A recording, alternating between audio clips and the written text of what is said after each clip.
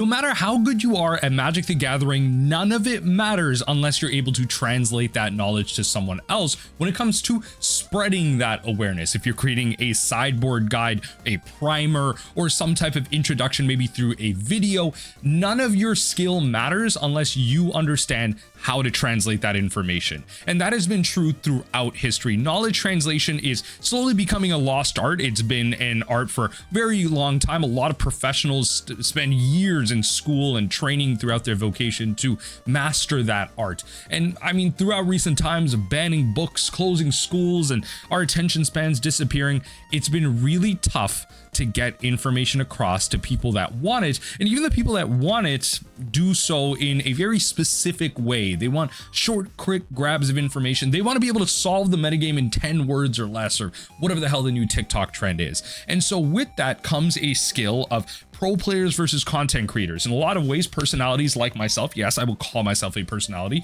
are on average better at presenting information to the masses, maybe through comedic means or better scripts or whatever it is, than the pro player. Yes, the pro player will be better at Magic than me. If I hopped into a random 500 person RCQ for Modern, I would probably get schmacked. If I get lucky, I might top 64, but that doesn't matter. Because at the end of the day, there is a divide amongst Magic players. There are players that excel in different ways. There are creators that excel in different ways. And so today, I'm going to look at a recent controversy that's come up around a pro player that for many people have actually been creating terrible guides for a very long time. And I've heard that down the grapevine. And their recent kind of post about energy has created a bit of a controversy in terms of how lackluster it is. But instead of kind of dogging onto it, which I will do a little bit, I wanted to provide some constructive criticism. And I wanted to go over how we can improve this and how we as creators of guides like this and as consumers of guides like this, what our expectations should be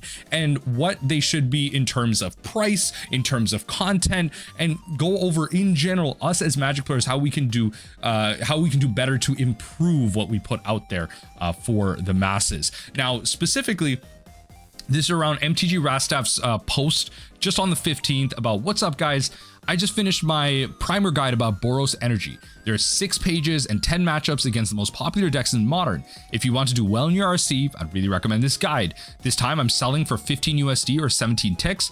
Please DM me if you want. Now, full disclosure, I actually DM'd Rastaff himself, and I actually said fully, hey, I'm happy to purchase this guide for the purposes of criticism. And he actually offered, for the sake of criticism, to provide them for me for free. I also let him know I am a content creator. I will be making a video on this. I will be making content on this for the sake of criticism. Now, I will do my due diligence and not constantly like dogging on them, but also act in good faith to assume that they're not trying to scam people or whatever other people might think, but that they're trying to put something out there, and maybe there might be some knowledge translation issues here in terms of how they get their knowledge across and speak it, whether that be due to language barriers or just methodology, whatever it might be.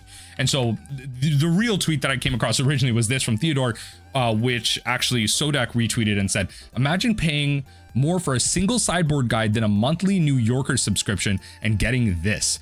Friend bought this for his disappointment, and while the entire guide is not completely useless, it's disappointing for $15 poorly made guides to be the norm for Magic content. And we look through this, I mean, Ruby Storm, weirdly capitalized. I is not even capitalized here. Really dislike this matchup. Game 1, I, again, not capitalized, always lose in turn 3. So is kind of impossible. So it's kind of impossible to random double space kill they before this LOL. So again, some language translation issues. And after kind of going through some of this and speaking with Rastaff a little bit, I believe there seems to be a English isn't the first language or a language barrier type of situation. That's perfectly fine. Again, someone on their profile is saying professional Magic player since 2010. The length of how good they are is not what I'm here to argue. My assumption is they are a good Magic player. They're a professional player, sure. It's kind of a understanding the translation. So sideboard in, +2 Orange Sand, +1 Surgical, there's no space. It's not even tabled in a very like visually accessible way, because how you present information with colors and tabling and organization, I think many of you, even in the corporate world, can understand this. How you structure an email can really change how someone perceives it. And a lot of people outside of situations like this might think this is stupid. And I feel bad for a lot of those people, because on average, those are probably the people that this would help most. Those are probably the poor communicators, people that don't understand how their tone, their voice, the words they use, and how they come across changes how people perceive them. And it's actually making your life worse if you don't, you know, change the way you speak to work with other people. And yes, I'm of the stance that you do owe other people something. Do not use therapy speak to, like, you know, change the way that you do not take responsibility away from yourself. Okay, you do have an onus to improve stuff like this if you're going to put it out there. And that's why I'm happy to be under a constant piece of scrutiny. When people say I suck, when people say I do this, I'll call them out, but I'm happy to receive it as well, because I deserve it. I'm not a perfect content creator either. And so they kind of go on lower, paying $15. You know, they want more than Orange Chan is good against Storm, you know, barely legible in English, and person is writing is Brazilian and may not have English as their first language, but I don't really care, which, okay, that's not completely fair. If you're going to write this for an audience that speaks English and charge money for it, then it's better to have some semblance of polish, which is true. I don't have an issue with the sideboard guide content. I think it's a good way for grinders to monetize their time. But if you're going to do this, please make sure that you're producing something of proportional value to the price. Too many landmines these days. That's perfectly fair. So one thing I wanted to provide before I go on any further, what are my credentials? I'm a crap Magic the Gathering player. Let's just put it out there. I'm not going to pretend like I'm some professional, really great Magic the Gathering player, but what I will say is, on average, I am better than the average player, which is, I think, a general statement many players can make, because the average Magic player is a casual Commander player, and I've seen some casual Commander games. Some people do not know the basic rules of Magic the Gathering, which is, you know, that's just fact. I'm not making fun of them. And so alongside of that, I additionally have spent more time than the majority of players in Magic thinking and playing about Magic the Gathering. I can say that, sorry, not Magic the Gathering, playing Modern Mill. Oh Lord, I'm going to say Magic the Gathering and someone's going to clip me out of that. Playing Modern Mill. And so I know almost everything there is to know about Modern Mill. And with that, about 2 years ago, I actually wrote an in-depth primer for this. This is now since unpublished because it's out of date, and I've tried to update it many times, but it takes time. Look at the contents of this. I made a Modern Mill primer. I even made some jokes in here. This is a mill. Who am I? Talking about mainboard cards, sideboard cards. I made a multi-page document about individual cards and their value in here. Talking about Negate, Narset, Counterspell, Cling to Dust, Fraying Sandy, Force of Despair, Force of Negation, Search for freaking Azcanta, Set Adrift. This was obviously 2 years ago, a very different time. And I wrote a whole multi-page, 5-page, 6-page section on surgical extraction. All I'm saying is y'all ain't thinking about surgical extraction like I'm thinking about surgical extraction, okay? I wrote a multi-page document on surgical extraction and how to better surgical in Modern Mill. Mulliganing, beating targeted mill hate, some matchups as well at the end, folks. It's all here. I have my experience writing primers. I provided links, visuals, takes from the individual guys themselves, provided some links and videos, talked about, you know, provided some pictures. I mean, look at Drown in the Lock here, my basic example. Being one of the most powerful payoffs, this archetype alongside Visions and Surgical. This card is very obviously become Counterspell or Doomblade itself for mill, all in one card. General strategy, the colors and casting this card alongside another is the level 1 difficulty, so make sure to fetch appropriately, which makes sense. This deck plays Field of Ruin, some amount of tap lands, or a lot of blue at this point to support something like Fractured Sanity. So having something like this consistently alongside another source of black for maybe something like a Glimpse of the Unthinkable can be tough. Cards like Murktide give this card a run for its money, so don't be afraid to use this on lower CMC cards early if you don't find a way to, you know, if you have to fill your opponent's Murktide's graveyard, because they'll probably take those cards out and you can drown. This card can also be a great way to bait endurance, which can be the resource exchange you're looking for. So for example, you know they have an endurance and you don't want them to kind of remove their whole graveyard. Maybe you have like an archive trap ready or something like that. Drown in response to a creature, or drown a creature that's very valuable to them. They will endurance remove their graveyards, but then that baits it. Maybe you don't have a follow-up mill spell, but now the endurance is gone from their hand, and then you can operate accordingly from there. So again, providing that level of depth. And then even if we go lower, past the cards to the matchups themselves, right? So this is literally my multi-page document on the art of surgical timing. I can't speak for the content itself, but I know how to write me some primers. Everyone who's read this primer, again, it's not available right now because I've been trying to work on this for 2 years and I've been on and off with it. Let me know your review down below. If you're hating on this primer, you're lying. This primer is better than any mill primer you will read in your entire life. I don't care what anybody else says. People have made other mill primers. My mill primer is better than theirs. And I will stand 10 toes on that. I have written the best mill primer out there. I will stand 10 toes on that. You can fight me on that one. Okay, so let's go to matchups down below. So we're talking about, you know, the matchups themselves, combo decks. So I'm looking for, with that in mind, surgical priority list, you know, the opposing game plan, you know, how do you surgical against control decks, mid-range decks, combo decks, okay, against aggro decks? What are your priorities? What are your what's your threat analysis? If we go down to matchups specifically, these are kind of playing against mill hate. I said this is, you know, around Yori and Blink. So in terms of matchup guides, I'm talking about their game plan. What's their game plan? Omnath is an unbeatable value engine if you let it go. With Force Negation, Renin 6 acts as a mana fixer, and also win condition with Lightning Bolt when the ultimate goes off. Its interaction pieces replace themselves. You know, you think Quaddle can draw cards, and Spreading Seas at the time to continue to draw more cards. So they have this value. And so understanding where things are negative, their key cards, and then ultimately outlining our game plan, the sideboard, and some general points around it. This is the quality that I'm expecting as someone who wanted to pay for something, and I provided this for free. I'm not saying everybody got to do this, but I provided this for free. This is my credential. I stand 10 toes on my content. I'll make mistakes, but when I provide something to my mill folk out there, all right, my mill players out there, it's quality. And so that's the thing that these grinders need to come out with. You don't need to provide something to this level. What Rastaff is providing is nowhere near this level. It will never be close to this level. But this is an expectation that a lot of people can have in terms of quality and what they're expecting. So those are my credentials. That is my little section to brag about what I've done. Now let's hop into the kind of critique itself. So those are my credentials. First and foremost, this is kind of like a more current version of what I have right now. It's like soft linked. It's not really that in depth, but this is Rastaff's guide. So this is the first version. Rastaff has provided me with 2 versions of their sideboard primer here for energy. This is the pre-version. They provided me with the post version that they have said made improvements through a little bit of use of, you know, maybe some chat GPT to improve some English, and that's perfectly fine. So they provided a link, they provided an image. Cool. They provided a goldfish link. I wish they screen grabbed the goldfish link. This isn't too helpful for me, but that's fine. I don't like the image of this, but that's me being picky. You see how the cards are like cut off, small quality pieces, right? No titling, whatever. What's up, guys? I'm back here to do more content for you. This time I'll take one of the best options in Mono right now, Boros Energy. Fair. Again, a little bit of spelling and grammatical errors. Fair enough. So let's start talking about main deck preferences. It's really close to a stock list, but like Fable versus Pyromancer, this one's really close. Both cards are good. Playing Fable because I think the treasure tokens feel better, especially with returning Flage. I personally would, if I was playing this list, I'd probably prefer Fable too. Just the copy effect that you get off the fixed key. Insane things. You can start doing some insane things. But I can imagine with something like Goblin Bombardment, if you're playing more of those, the Goblin Pyromancer ends up being like probably better because you create those tokens on the front side. You can create tokens on the backside once it dies. 3 Ragavans, 23 lands, 3 planes, Showdown of the Skulls. A lot of people don't believe this card, but trust me, this card looks looks like our old band One Ring. It's insane how many mirror matches that I thought was super behind.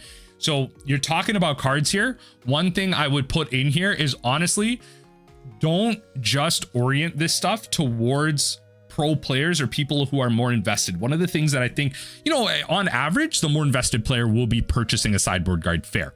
But I think there are situations where a casual player will look for something like this, and it's important to be able to attach images, because now what I have to do, even as a invested player, I may not know this card, like Showdown of the Skulls, like that's not like a common card that I think many people, modern players, are thinking about. So attach an image of that card. Go to Scryfall, download the PNG, include it in here. I understand the memes of Microsoft Word and their orientation of when you put an image, the whole document freaking blows up. I get that. Take your time. You're charging people $15 for this. Let's say, for example, you're working minimum wage. In some places, $15 may be considered way higher than minimum wage. Sometimes it's way lower, whatever it might be. If you're working something like that, like I don't know, spend some amount of your time, spend at least an hour of your time putting some images in. You're probably putting more like 2, 3, 4 amount of hours in. But if you get a couple people to buy this, then your money is made back in terms of that. So put in that time, create that attractiveness, add images when you're talking about stuff like this, to cards like this. Even if it's just Ragavan, yeah, people know Ragavan, but even in your land spread here, take a better image of your land spread, you know, take it zoomed in, zoomed out, whatever, so people can get a better grasp of that. Static Prison, no Chain to the Rocks. Show Chain to the Rocks. Show Static Prison. Again, images. Now let's talk about sideboard preferences. So I like this. This is what I'm talking about, where let's talk about my sideboard preferences. Zoom in on a different image. That's great. And let me know what you think down below. Have you purchased a sideboard guide before? Have you purchased a guide like this and have had good experiences, bad experiences? Is this something that you would purchase? And then once we get to the improved version, let's see, let me know if that's something you'd purchase as well. So I like this. I think some, you know, basic divisions of, I'd like to see in the improved version, I'd like to see like titles and subsections, headings and all that stuff. Maybe things separated in different pages, even if it's multiple pages. You know, creating that different division can help visually. So yeah, I mean, pretty normal sideboard, I would say. Like I understand why the options are here. Lithomantic Barrage. This card is again some spelling mistakes already, some grammatical issues. So let's go to like Orim's Chant. So this card, especially against Storm, but also can work well against Belcher to have an extra turn, or spawned a Suspend Lotus is insane. And against Breach, after they cast Underworld Breach, sometimes I put against random decks like Eldrazi because I have bad cards in main deck and have extra turn and have extra turn can works. Okay, so again, it looks like English may not be exactly the first language, but I think in general, pretty fair. I think like, again, just literally speak literally, like, okay, or respond to a suspended Lotus Bloom is insane. Why is that insane? Speak it out. Just be clear. This is a common communication tool that I think a lot of people miss when they're working with their partners, when they're working with their parents, their friends. Make the implicit explicit. The art of communication and knowledge translation is lost with so many people. Make the implicit explicit. It doesn't, don't let people assume. Give out explicitly, why is this insane? You are given a chance to react at this point. You can cast Orim Chant. They can't respond. They're forced to use a counterspell. You pulled out a resource, whatever it might be. They have spent some amount of resource, or they can't respond after the fact. Like, use your words. Explicitly explain why it's insane. And against Breach, after they cast Underworld Breach, why is that insane? Why is that insane? Yes, I understand they cast Underworld Breach. And me personally, as a modern player, understand that they can't cast any more spells. They can't combo off. Great. Now they lose the Underworld Breach. They're screwed. I understand that. But from a player's perspective, why? That's a level 1. Why is that? And then also further explain, why is that insane? Explain the fact that, oh yeah, they can't cast any spells. Great. But then they also lose the Underworld Breach. Remind people of these small things. Not everyone is explicitly aware of this. You have to clue people in, be explicit, write everything out, That's the one thing I will say. So, you know, Duranith, very good against Storm, Breach, Cascade against, again, why? What are you stopping? What are the cards you're stopping, right? One of the things that I think a lot of these guides lack is translation past the point. People need to understand why a card like Duranith is really good right now. Orzhov Midrange is playing it. Why is Orzhov Midrange playing it? How is it different from how Energy plays it? There are Energy mashups lists with Orzhov Midrange. Why are they playing Duranith? Like, wouldn't they be able to cover the middle differences? Whatever. Why is Duranith good against Storm, Breach, Cascade? Yes, you can read the card, implicitly understand from there, but give examples of matchups or cards where in situations like against Storm, if I have Duranith out and they play this card, they can't go from here. If I have Duranith out in Orzhov Midrange and I flash this in response to this spell here, like in response to a Cascade spell, why is that good? Like, explain why that's good, and especially why it's good at certain times. Like, when should you play this? Like, again, maybe you might go into this later, but highlight this. That's what this section is for. That is what a lot of people want. This is the bulk they want. Even if it's clear knowledge, that's what people want. Make the implicit explicit. Say it out loud, and that's how you'll kind of improve that. And also, I hope I'm not coming off as like super mean or super aggressive. I'm trying to be clear. I apologize. Again, I'm trying to be constructive here. not trying to be mean. Obsidian Charma, Showdown of the Skulls. Again, wish really this was some cards here. Let's talk about matchups, sideboard in and out. A little bit of titling could have done better here. Okay, I mean, I like the fact that we bolded this. Again, maybe just like an underline, indent this.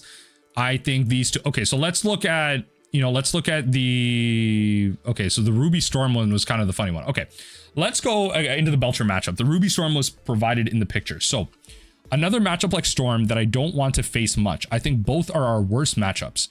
Game 1 is hard because they can kill on turn 3 or 4 easily. They make blocks that find cards and slow down us with their counters and -2, -0. Okay, again, like, what does this mean, right? Matchup like Storm that I don't think I don't want to face up much. It's one of our worst matchups. Cool. Okay, so already I'm paying attention. This is a bad matchup. Okay, what are you doing? Why is it a bad matchup? What are you doing to shore that matchup up, and why? Is this something worth dedicating sideboard slots to? What are we doing? Game 1 is hard because they can kill easily on turn 3 to 4. Why? How are they getting there? What are they doing to get to that point? Yes, Belcher has a plan. A lot of people playing this deck may never have played Belcher. Playing one deck to another is very different in terms of matchup. One deck's, like Dimir Murktide's matchup against Belcher is very different from Energy's matchup against Belcher. So you have to outline why. Why can they kill on turn 3 and 4 so easily? Don't have interaction pieces. What if I start going off? How are they going to beat me that easily? Because they can whir for this. They can activate at instant speed. They make blocks that find cards. What does that mean? They play the Philology Archaeologist. They find, you know, your counterspell that way. They have a block and then they have a counterspell in your hand for the non-creature spell that comes down after the fact. Like, it make the implicit, what's in your head, make that explicit. Say it out loud. That's what's important. These are the type of things, and that's how knowledge translation is applicable in real games, because then you can mimic that situation in game, where in that situation where they might whir for 0 on a Lotus Bloom, and then you're saying in your matchup, hey, if they whir for 0 on Lotus Bloom, you can do this, or counter the whir. Like, they can replicate these situations in their mind, because in the sideboard guide, you explicitly outline why this happens, why this is a bad matchup, and you can realize, okay, this is actually a bad situation for me. Is there a way that I can, you know, tackle this? Okay, let me go lower in the sideboard guide. I actually brought in this sideboard card. It's in my hand. Do I use this now? Because traditionally, I'm used to using this when I play my other decks in this situation, but because of how my deck works, I actually want to use it in this situation because the guide outlines this. Make the implicit explicit. Sideboard in, so 2 Orm's Chant, +1 Surgical, Stony Silence, Dranith. Yeah, I mean, yeah, Stony Silence. I mean, you resolve a Stony Silence. I think it's lights out. -2 Showdown, -4 Fable. Yeah, you take out some of the slow cards. Post sideboard things are better because Orm's Chant, Janeth, Wear Tear are perfect answers to spend Lotus, because it's not easy. Stony Silence stay on board. Again, a little bit of English here, but that's fine. I understand it's not so easy for Stony Silence to stay on board. They have some bounce and spells, counter spells to deal with it.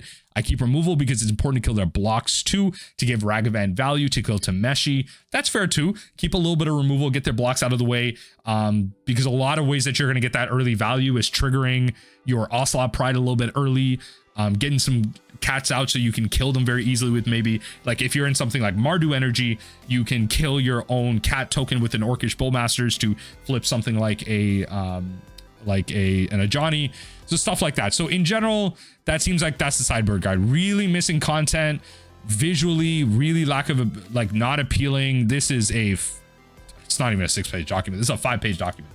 I would not pay $15 for this. This is the improved version. So this is the one where they use a little bit of AI to improve. So let's go over it. Let's look through it. Primer guide, Boros Energy, introduction. Welcome back, everyone. Today we'll dive into one of the best modern options currently available. Okay, very much AI. We'll dive into one of the best decks Modern has to offer. Is probably better. Boros Energy. This guide covers main deck preferences, sideboard strategies, and insights into critical matchups. Let's get started. Okay, so again, I'm initially really liking the formatting a little bit, like the headings and everything. I think the content's a little bit of the same, so this is where I would kind of have that thing here. So let's see, Showdown of the Skulls. Again, no images, so big, minus points for that. And we lost the initial deck image too. Some players underrate this card, but trust me, Showdown of the Skulls is a powerhouse. It's reminiscent of the impact of the One Ring it's reminiscent of the impact the One Ring had before its ban. Showdown often turns games around, especially in mirror matches against Emir rogues. It's a game changer when you're behind. Again, why? Provide an image. What do each, like Showdown of the Skulls, I believe is a saga. What does each one of those points in the saga do? Why is it important? Where is it giving you value? Where is it stopping value from your opponents? Why is it good? Even, you don't need to break down the whole card. Just give 1 to 2 points as to why this card is good. You're saying this is reminiscent of the impact of the One Ring. That's an insane statement. That's a crazy statement. I don't even believe that. I'm gonna go look this up after this video. Is this card that good? Because you didn't explain that to me. I'm not just gonna play it. I don't believe you. You haven't provided any reason for why I should believe you here. You're just, honestly, coming from the outsider, you're just saying stuff. And again, this isn't to like underrate your experience. You are probably a good Magic player, but you can't translate this knowledge appropriately, which is why this guide has no value. This guide has no value to me, and which is why providing this criticism, literally explain to me why Showdown of the Skulls is an important card here. Why 3 versus 4 Ragavans is good. Why 23 including 3 planes is good. No Chain of the Rocks versus Static Prison. Why are these selections good in specific matchups? What are their downsides? What are the downsides of Chain of the Rocks versus Static Prison? What are the downsides of Static Prison versus Chain of the Rocks? Why is that important? Why did you make this meta call? Is this, you can include things like, why is this better in a challenge versus a league where things are more wide open? You can include things like this. Okay, so we go into like some more cards. Sideboard preferences, I would space this out more. Like, again, this is one of these templating things. This is kind of the main board. Take sideboard and like indent this down to a second page. Matchups and sideboarding. Okay, so this is miles better. I will say this is visually on the eyes. Big points on this. I like this way better. So this is what AI did, I'm assuming. The mirror match is tough, so practice is crucial. Key cards include Goblin Bombardment, Fable, Thoughtseize is less effective. Why? Why is this effect? Why are they effective, right? Why are they ineffective? Cards to bring in, cards to sideboard out. Again, like, I think we can provide a little bit more depth.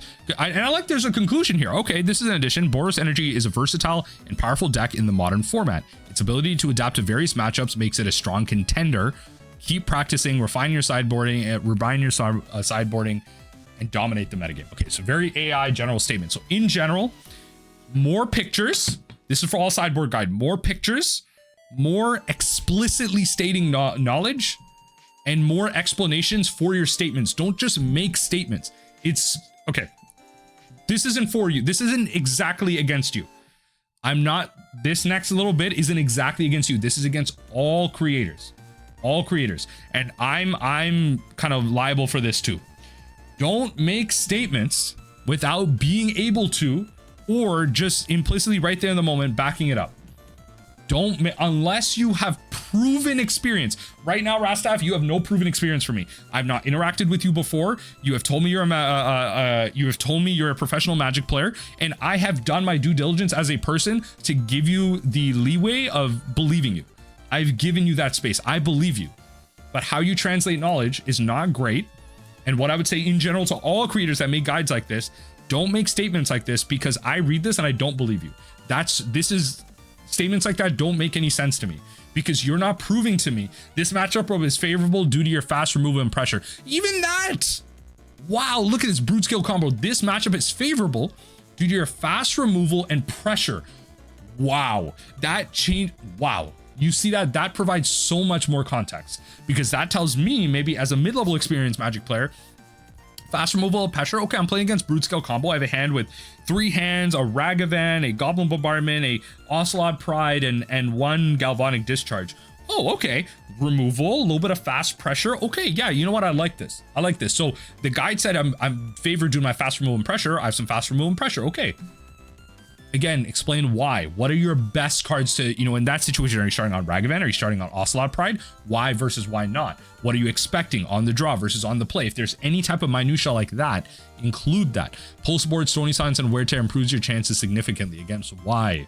What are you removing with these cards? What are you stopping? Stony Silence specifically against the equipment. Wear Tear against the equipment, maybe against some other things. What are you stopping against them? Be explicit. And so this is where I would say, This is where I would show modern Boros Energy sideboard guide. Just a simple Google search. Post-ban energy still S tier from Young Dingo. Best modern deck Boros Energy. Modern Energy from Affinity for Magic. Okay, deck tech sideboard guide. Okay, let's open these up. Aether Hub and Reddit. Okay, the People's Choice. Okay, deck tech and sideboard guide as expected. Dominance. Okay, let's click this. By Ramu on this website. Now they got paid for this, but this looks like it's freely available.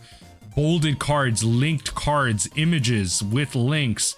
Showdown of the Skalds. So this list follows, while lists like prefer already appearing to be in the main deck, I prefer to stick to the philosophy that today Boros Energy is an aggro deck. Just giving the philosophy of it. Why? The combination of cards like this, sideboard, main deck, talking about the heart of it, despite the loss of Amped Raptor, how things have changed. If you've approached Boros Energy from before, what happens? And with Galvanic Discharge, so we're talking about different pieces of interaction. Specifically a sideboard, you see a line, sideboard guide. Like again, this is a professional article. Fair enough. I don't know. It's just not loading for me, but fair enough. We have different visuals. This is the type of stuff that they got paid for, but is available for free. This is a free guide. Why would I pay $15 for your guide? Be honest with me. To me, as an average player, I don't care if Ramu user, poster Ramu here is a professional Magic player or not. I don't care. They're a person that can translate their information well. They provided me with clear, concise guides, a table of content. This content is better than your guide. It just is. And again, that is constructive criticism. I'm not trying to dog on you. I'm being harsh and honest. Your content is worse than this. Why would I pay $15 for your content? It's disappointing. I think you can do better. I think you're a good Magic player, but the content you're making just is not translating. And that is where I, as a content creator, as what I would consider a successful content creator, can provide you criticism on. Okay, now my folks, we are back. Freaking Firefox was just like crashing out all heck. So I just spent past couple of minutes kind of opening up my tabs again. But this was the Aether Hub article. So Geno Slug over here, September 6, 2024, linking in Andrea Mengucci 5.0, which is cool. How to play modern Boros Energy, a deep dive, providing a link to some lists here. How to play Boros Energy, going over card by card, again, providing images. Over here, Amped Raptor, some links. This will, so this is from before, but Flage is a powerhouse and a poster child for many aggro meets mid-range style matchups. It's a 3-mana 6 with Lightning Bolt, a Lightning Helix attached to it, so explaining why it's good. Of course, you have to sacrifice if it escapes, but dealing 3 damage to any target and gaining 3 life is excellent, just like a Johnny Zero ability. This is used to remove, for removal or burn as needed. And so providing care, kind of comparison and analog to some of the other options that you have is very, very powerful thing. Again, this is the time of the One Ring and everything. But again, sideboard guy. So against Jeskai Control, Jeskai Control is an energy-based control deck playing Wrath of Sky's Flage. In this matchup, you want to address their energy production. Very simple. This is a deck doing this. What do you want to address? They're not going deep into why, but they give you an outset of what you need to address in this matchup. Play your game plan based on what I've stated above. This is what you need to address. Love it. In, out, perfect. Perfect. So really, those are the general criticisms that I would provide for you. More explanation. You have to compare yourself to a lot of these free guides. I have no reason to believe you as a experienced content creator, or as an experienced not experienced content creator. Yeah, you don't need to believe me, but as an experienced pro player, there's no reason for me to believe you over this free article. As an average Magic player, the average Magic player, I promise you, with my whole chest, I will die on this hill, does not care how good you are at Magic. They do not care. All they care about is whether or not the content is accessible or free. That is the way content works now. That is the way the internet works now. That is the way pop culture and everything you consume is worth now. With the downfall of news outlets and good journalism, people and just the closing of schools and the burning of books and the banning of books, like it feels very Fahrenheit 451. But people do not care how good you are. You have to prove why people should listen to you. That's why people listen to like losers like Asmongold, and they listen to other random, just crazy people on the internet because they have an audience. They believe they're funny. They like their takes. They have a small proven history of something, and they're willing to ignore everything else because they believe in this person. Right now, you have shown me none of that, but I'm willing to believe that you are a pro player with good knowledge, and you have the ability to improve. So I'm hoping you can take some of this, provide an updated guide, or maybe in the future when you do a guide for another thing, tag me in it. I would love to see it, and I would love to see you improve. It doesn't need to be perfect, but I would love to see you take into consideration some of these things, and have a reason for people to pay for this. Because if it's just the enfranchised players and they're getting mad at you, think the casuals buy this? No. And that's where your money is. The money is the casuals. The money is not the invested pro players. The money is attracting casuals. So this a meme, Lantern Control free sideboard guard, $0, because everyone deserves fair value content. As a response, January 16th, it's after I bookmarked this. And then this one also, selling sideboard guide that's 1 page with only line of text being just go off vibes, 500 ticks, no low balls, hilarious. And so that's where the bulk of my criticism will end. Let me know what you think in the comment section down below. Would you purchase a sideboard guide like this? Are you a fan of some of the additions, or the criticism that I provided? Was I being too harsh? Do you think I'm just speaking out my butthole here? Because Lord knows there are many people that believe that. They have no backing whatsoever. And hey, people gotta have haters. Some people don't want to provide constructive criticism. I hope I can do so, and work with other people to improve their content as well. Enjoy the rest of your days, folks.